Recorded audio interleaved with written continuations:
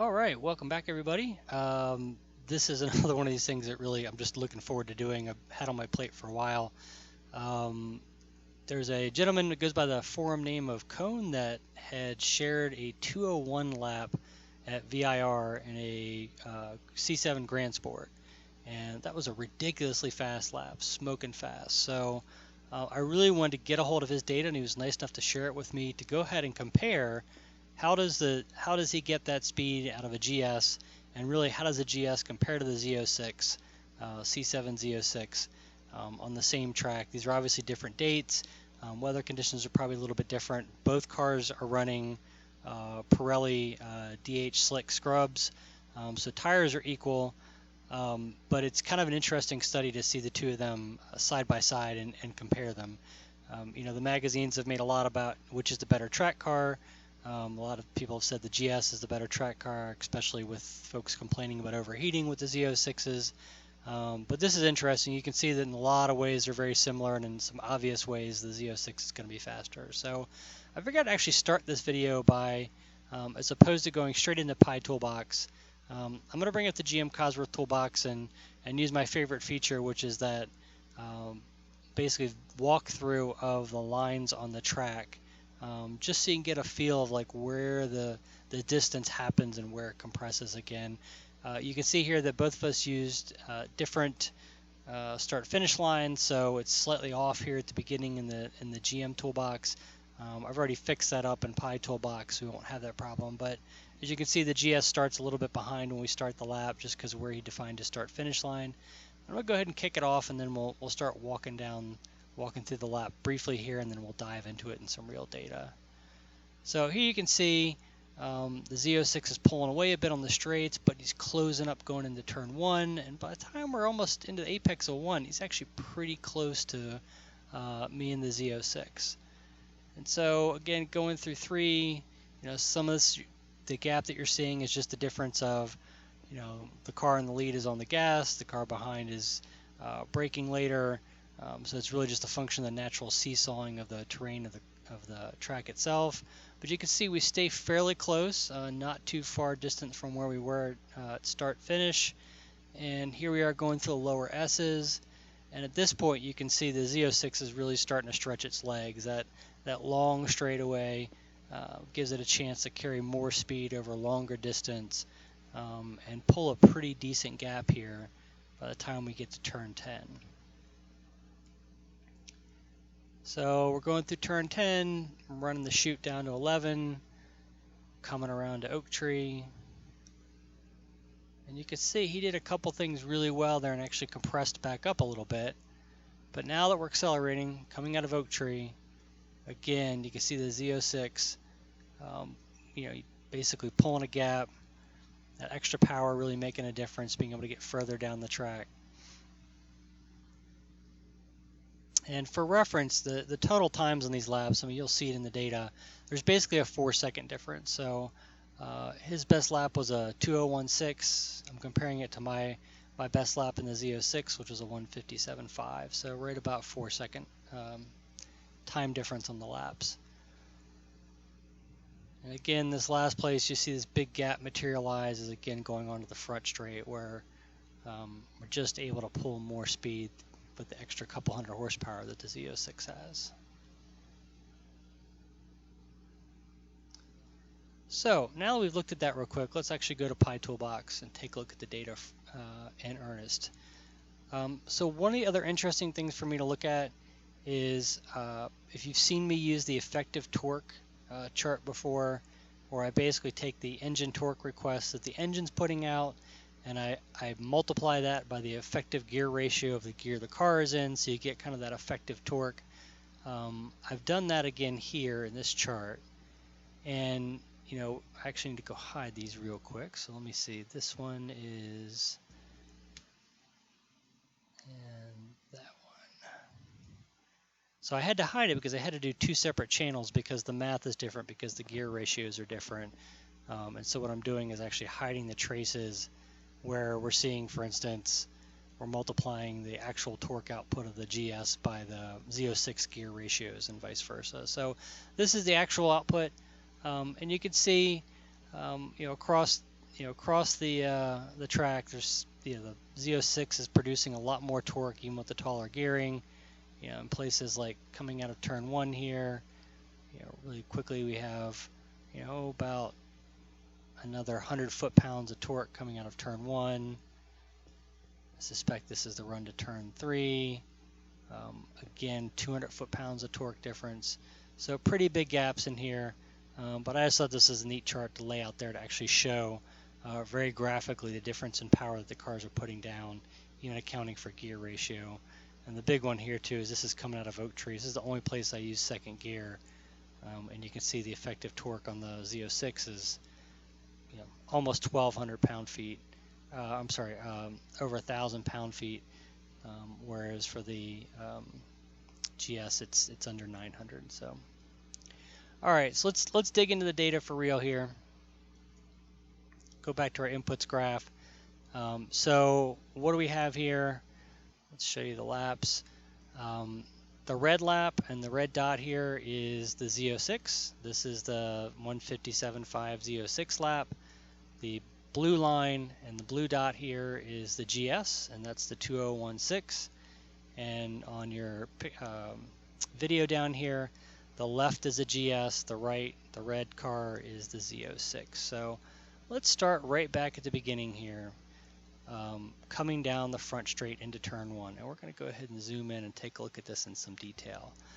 So you can see at the point where the Z06 starts to lift, there's about an 11 mile an hour speed difference between the two cars. So that's down to the horsepower overcoming the little bit of extra drag and being able to carry speed for a fairly sustained difference, certainly from start finish, all the way until the point where the Z06 lifts and even carries it a little bit longer. Yet again, I'm driving the Z06. Unfortunately, I lifted way early compared to the GS. You can see he stayed in the throttle much longer, so whereas I'm not even to the 6 and I've lifted off the gas, he's already, let's see, let's fast forward a little bit, he's almost to the 5 before he lifts off the gas. And he does pick up a couple more miles an hour there, although I had such a huge speed advantage going in, there's still about an 8 mile an hour speed difference at that point. So one other thing I just want to point out is this line right here, this graph right here is the derivative of the time delta. So I like to use this because it shows you where the time is changing, not necessarily the amount that it's changed. The line below it is the actual time delta. So if we look over here to the right, at this point where he lifts off the gas, the GS is 0.16 seconds behind, so pretty darn close to the Z06 at that point. But you can see this graph, anytime the blue line is above the red line, that basically means the Z06 is gaining time on the GS. So you can see there's a large section here where the Z06 is gaining time just through outright speed on the straights. So this is where it gets interesting. You're going to notice there's a big section here where the GS is faster. And more than anything, this is the driver. We're both off the gas at this point. We're both getting onto the brakes. As you can see, I broke a little bit earlier in the Z06, had a slightly sharper ramp up, which is good, and was a little more consistent before trailing it off. You get a slightly slower ramp up, so that's something to work on. Get to the brakes hard initially, and then trail them off heading into the apex of turn 1. So the fact is, he was carrying a little bit more speed once he started braking than I was. And so this little speed difference, well, it's not really a little speed difference. It's a good 4 miles an hour that he carried all the way through the braking zone down to the apex. That is what gave him this big, where he was gaining back this time. So if we look at the crossover point, the GS was just under 2/10 behind. By the time we got effectively to the apex of turn 1, about half of that had been erased, so it's still a 1/10 behind. Now, heading into the apex of turn 1, you can see that I got off the brakes a little bit earlier than he did. He actually carried the brakes a little longer, which was actually what you want. But then he got back on the gas a little bit here, so I think he probably overslowed the car, and you can see this in the speed trace, just a little bit lower. In fact, there's, you know, what, a good 4 mile an hour difference there, 3 mile an hour difference, and he gave this little pop of gas. You really don't want to do that because that's just going to unweight the nose and make the car push. But then he lifts off again, and you can see here I did a little bit of extra braking just to try to get the front end to bite before we went to accelerate. Now, again, here coming out of turn 1, I went straight to full throttle, let PTM do its thing. I was in 3rd gear. The GS, you can see there's kind of this slow ramp up of throttle coming out of 2nd. He's probably trying to feel the grip. He's in 2nd gear. It'll be interesting to see what this would have been like in 3rd gear. If we actually flip over really quickly to the RPM chart, we should have RPMs here. Oh, maybe not. Let's just go ahead and connect them. There we go. And let's see, where is our RPM data? We'll go ahead and click, we'll hit flash, and now Toolbox will flash it for us. So now you see the line we're looking at, and where do we want to be on the map? We want to be right in this section of turn 1. We're also going to go ahead and lock together our displays so they all jump to the same point. So you can see this is coming out of turn 1, the RPMs in the GS are right about 4,500 RPMs in 2nd gear. So 3rd gear probably would have been too low in RPM to try there. So it actually makes sense he did 2nd gear given the nature of that car. So coming out of turn 1, again, you've got kind of a back and forth. He's able to again pick up slightly more speed, even though he's slower getting back to the throttle. He's carrying a couple more miles an hour, and that continues for a period as we're basically coming out of turn 1 heading towards turn 2. But here you see the power really start to come on where he stops to make a shift, and then the Z06 really starts pulling a gap using that extra power. So 8 miles an hour. By the end of this, we're not, about 8 miles an hour faster heading in towards turn 2. Yet again, since we've looked at this lap, a lot of mine, this was one of my biggest losses, was lifting early into turn 2. So I got off early. He kept going, carried the throttle much later, so much better driver again at this, carrying it pretty much all the way down to the apex of turn 2. And again, if we look at the speed traces, they're drastically different. The Z06 carried a lot of speed, but then I lifted. He carried more speed, consistently built speed, carried it longer. But then look at this big drop right here. So we're going to zoom in on this section instead. And this is basically the turning into turn 3. So one thing that he could work on that would have actually probably netted him a decent amount of time is rolling more speed through turn 3.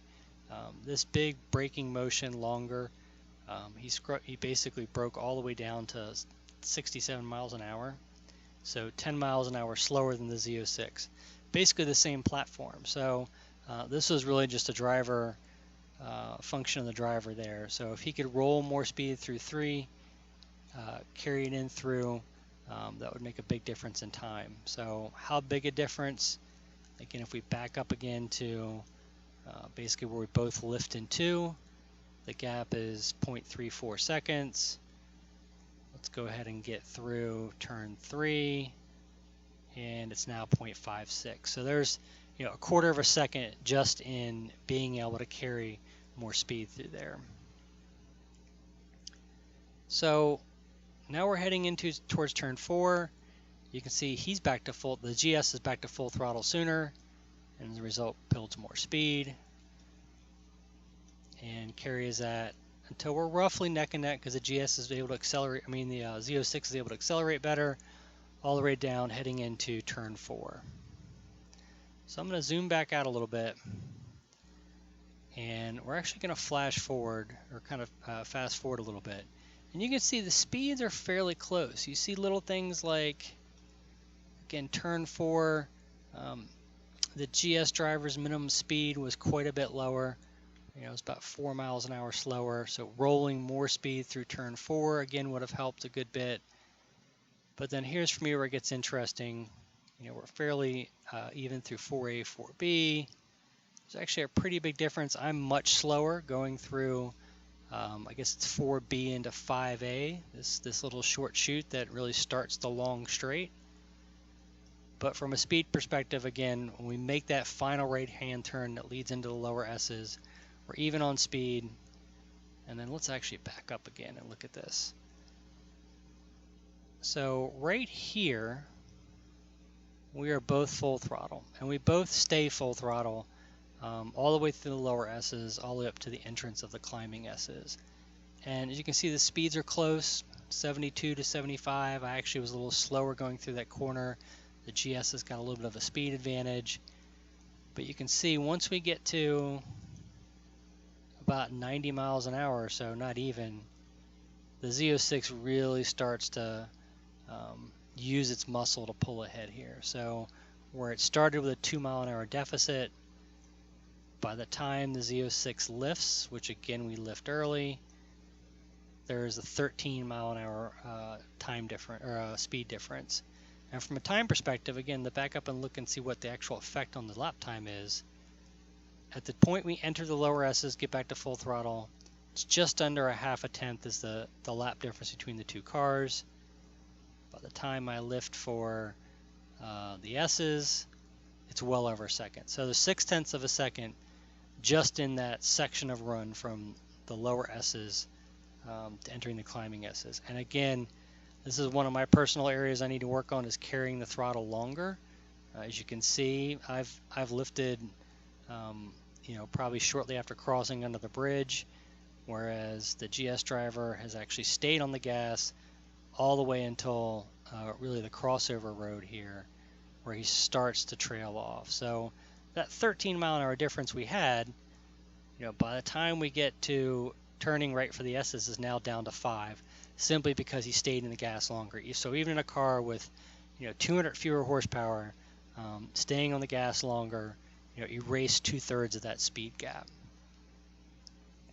Now, fortunately for me, I'm able to maintain a little bit of a speed gap all the way up through the S's. There's about that 5 mile an hour gap that continues.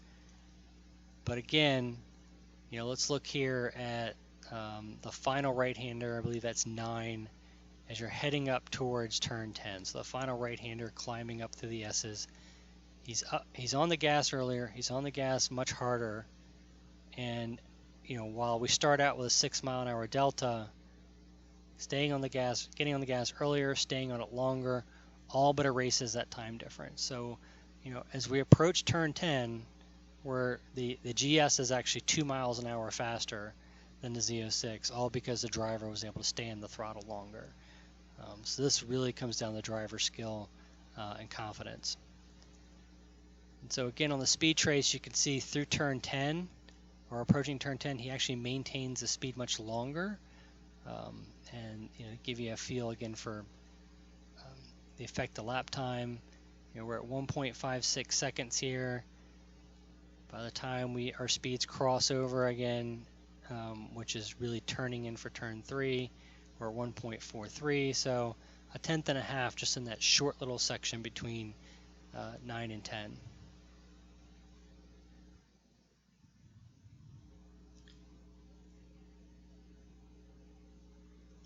So, zooming back in again, we've gone through 10. We've had roughly even speeds once actually apexing through 10, and at this point, we're both accelerating down the hill. You can see that the GS is actually at full throttle sooner and actually at full throttle longer, but the Z06, again, through sheer horsepower, is able to build more speed and carry that speed longer, so that we're having a 5-6 mile an hour difference approaching turn 11. Here again, look at this section here. This is between 11 and 12. The driver of the GS is carrying much more speed. So whereas he didn't carry as much heading towards 11, where the speeds cross over again, there's a 5 mile an hour delta, but he's able to carry this 6 mile an hour speed difference further in. So this is a matter of braking later, braking more gently, or I'm sorry, braking later and carrying speed longer down towards turn 11 as opposed to the Z06 where I was braking much earlier than I should have been. So let's zoom in again. This is heading into turn 12. Again, you see the GS driver has this little pop of the gas early. So again, you can see in the speed trace, really just overslowed a tad, recognize that. But frankly, when that happens, about the worst thing you can do is go back to gas, because at that point you've taken all the weight off the nose of the car, you've got a tight hairpin, and you're basically making your situation worse to come out of Oak Tree onto the long back straight. So coming out of Oak Tree, again, the Z06, we use the PTM, get back to full throttle, and as we're just exiting or just passing the apex of turn 12, there's already a 5-mile-an-hour speed difference, mostly through carrying more speed through to the apex. But again, here's our speed chart, right? Just like the situation in the run-up from the lower to the upper S's, we went from a 5-mile-an-hour difference. We're going to go ahead and back up again all the way. And you can see at this point, let's back up a little bit, there's a 14-mile-an-hour speed difference before we get to Madison Avenue. That's the little road off to the right at VIR. And it actually starts to close a little bit. So the extra drag of the Z06 is probably having a little bit of an effect once we're getting up above, close to 150. Now it's a 10-mile-an-hour difference, and by the time we get to the end of the back straight, you can see the Z06 lifts a little bit earlier. It's not horrible. It's not as bad as I sometimes do, but there is still that 11-mile-an-hour difference. So it's interesting to see once you hit this fifth gear section, because that's really what this drop is the upshift into fifth. The gap that was 13, 14 miles an hour starts dropping down closer to 10, and they maintain a fairly consistent curve after that. As far as the lines being parallel, they're just 10 miles an hour apart. So at this point, this is 3 of the 4 seconds. So if you look at the run from the lower to the upper S's, that's just over a second, about 1.1, 1.2. If we actually back up a little bit, we're roughly at 3 seconds at the end of the back straight, whereas at the start of the back straight, we're 1.48. So again, we're a second and a half of that time is coming out of that run up the back straight. So you can see these big blocks of time are really coming from the horsepower and the top speed. There's a lot of little things that both of us could have done better to whittle some more time out of these laps. And then again, fairly consistent starting into roller coaster. Our speeds are pretty close. Let me zoom in again. You can see that there's a couple miles an hour difference. I'm just carrying a little more speed through the apex than he is, but we're kind of neck and neck all the way down through that left that heads into Hog Pen. So here you can see I have a good 3 miles an hour of extra speed. Some of that is just from pure acceleration. But the other thing is I carry the speed a lot longer. So the GS driver could have gained, again, let's try to figure this out, 3.1 seconds to, we could probably just say this is here. Easily a couple tenths could have been gained by carrying more speed in that left-hander at the top heading into Hog Pen, and basically keeping that speed up all the way through there. So there's a good 4 miles an hour here. Even heading towards the curb, you can see where we're both braking. I'm braking a little less. I'm also braking from a higher speed. And then I do get off the brakes. And then I have this bad habit again where I kind of brake a little more before I make that last right-hand turn, just to kind of point the nose a little bit to get the car ready to go down. But again, there's this huge speed delta of about 8 miles an hour at this section of the track. So that's where another 2-3 tenths are coming from of the difference. And I think that's more down to driver basically technique or a familiarity than the actual cars themselves. So at this point, we're about to make the final right-hander. It leads onto the front straight. Again, the GS driver does a great job of getting back to the throttle early. I mean, again, he's just killing it as far as staying in the gas late, getting back to the gas early. It's really just about, for him, rolling more speed through those high-speed turns. Turn 3, turn 10 was actually pretty good, but I can't remember the number, but that left-hander at the top of Hog Pen as well. Roll more speed there, and there's a good bit of time that can be picked up. And now, again, we're looking at the time trace, 3.4 seconds. Because he's on the gas earlier, again, he closes that speed gap. And so heading onto the front straight, the cars are once again neck and neck, and I'm still not back to full throttle in the Z06. And I don't get back to full throttle until I'm basically at the apex curb on the right here, leading onto the front straight. So, it's great to see how close the cars are just on pure handling. It's great to see how driver technique is able to actually overcome the horsepower advantage of the Z06 and actually close those speed gaps. But on a long straightaway where, any trained monkey like myself can just put the foot down and go, you can see again the Z06 just runs away with the added power. So, the gap is 3.42 here. By the time we get to start finish, it's 4.12. So again, there's another second in this run out of Hog Pen down the front straight. So pretty much all the 4 seconds that are the difference between the cars are really made up in the straights, which is what you'd expect. You have two cars on the same tire with the same suspension, same body, slightly different aero, and just you've got little driver differences where I give up a little, he gives up a little. But there's like a second in the front straight. Well, actually, if you look at the two sections of the front straight at the end and the beginning, it's more like a second and a half. The run up to the S's is good for another second or so, 1.2. And then the back straight, again, is good for another second and a half. So that is really where the big chunks of time are coming from. And that's good because that's kind of what you'd expect. So, just spitballing it a little bit here. I think, frankly, Cone with the just a few tweaks to his driving can certainly get that GS down in the 2-minute range, 2:00 point something. And again, I've probably got easily another half second I could probably pick up if I just can get my act together and stay in the gas longer and basically get back to the gas a little bit sooner. So that's it for today. I hope you guys found this useful. Love to see questions, love to see feedback. It's really awesome to be able to compare two cars that kind of the magazines are always talking about with actual real data. So hope this is good. Everybody have a good evening.